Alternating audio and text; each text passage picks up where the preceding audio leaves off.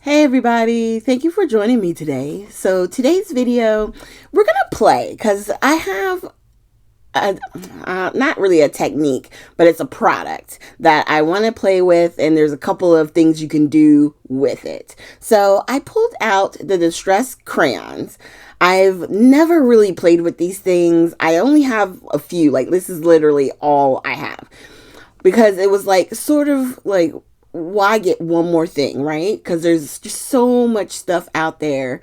But then I saw the pearlescent ones and I was like, well, I would love something with a little bit of shine. I mean, that never is old, you know? And looking at them, it's a very creamy consistency. So it's a crayon, but it's almost they go down smoother than your regular crayon. You don't have to press hard.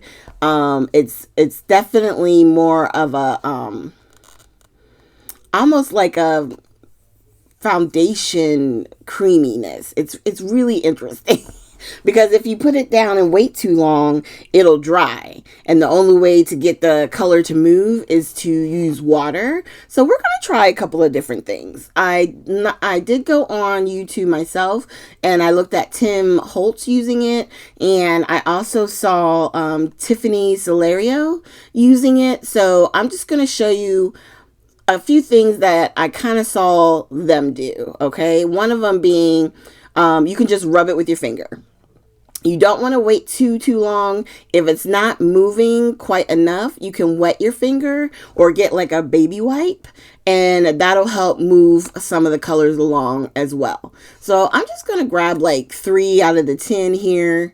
And I put it down and I start rubbing. It's not blending as much as I would like. Now, hindsight being 2020, it might be the paper I'm using. Certain papers, I think that's why you got to test your mediums whenever you get them, especially on the paper that you use the most, because that's going to tell you what's going to work best for you, right? So like some paper are more smooth and easier to blend on. So I'm thinking on the foundation paper, this would work really well. Whereas on this particular white paper, this is a scrap I have.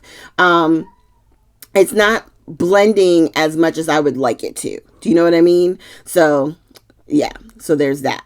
Now, we went straight to paper.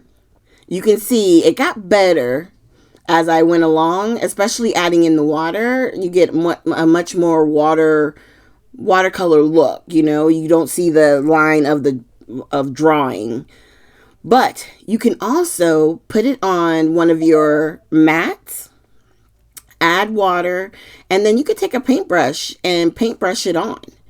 It's going to be lighter, so you're going to have to do more layers if you wanted to get a really dark color, but this is probably more on the lines of traditional watercolor, because with traditional watercolor, you're supposed to build up your color, right? It's supposed to be light, and then you add color to get your shadows and stuff like that.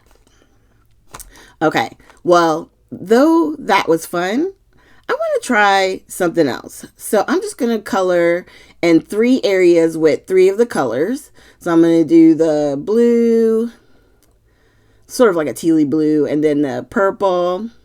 These are great fall colors. Can you tell I'm ready? I'm ready for fall. And then I'm going to take actually this color here. It looks sort of like a gold, like a goldish bronze to me, but I'm just going to put it kind of in the middle, on the top, and then we're going to spritz it all with water.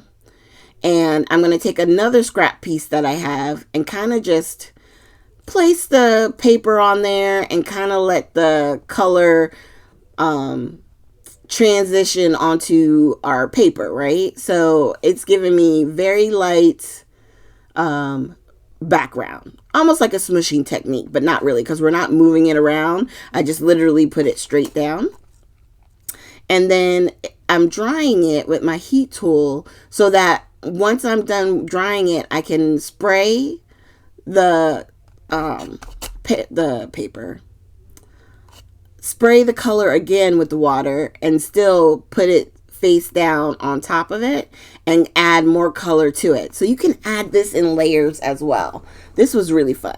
And it makes me think of possible ideas for like layouts more than cards, even though I was thinking about using it for cards. So that's why this video is a little bit shorter, only because after I started playing, I was kind of like, I think I want to do this more on a layout than I do on a card, even though it would be pretty with a card too. You know what I mean? So I'm just going to clear off my little mat here. And then I'm going to grab a stencil. So the smushing technique I think I saw with Tim, the blending with showing the water, I saw that on the video that he did.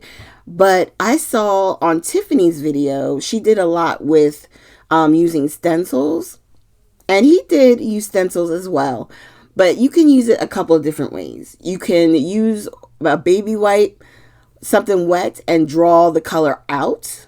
But I wanted to do the reverse. And I was trying to think which was going to be the best way to do it. My finger wasn't the way, and I didn't want to use that brush. So I grabbed my stencil brush, add a little bit more water, grabbed the color, and then like pounced it into the area. And then you get a real faint pattern on the top there. And then I'm going to do the same thing with the orange. And this is why I was thinking this could be fun for a background, like doing the texture on one of the layouts, because it doesn't have to be a full detailed image. And I like that idea. So there you go. Look, you got the blue and the pink. Oh, I love how this turned out. Thank you guys so much for joining me. So keep an eye out for tomorrow's video, and we'll see what final project we come up with. Thanks again, and have a great day.